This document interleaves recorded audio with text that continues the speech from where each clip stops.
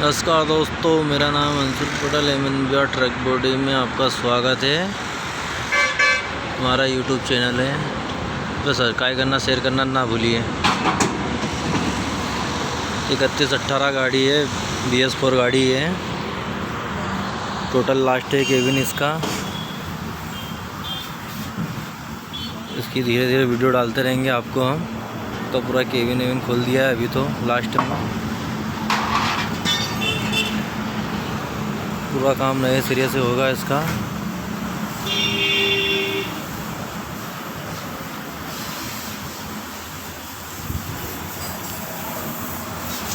अभी इसका केबिन खुल गया है।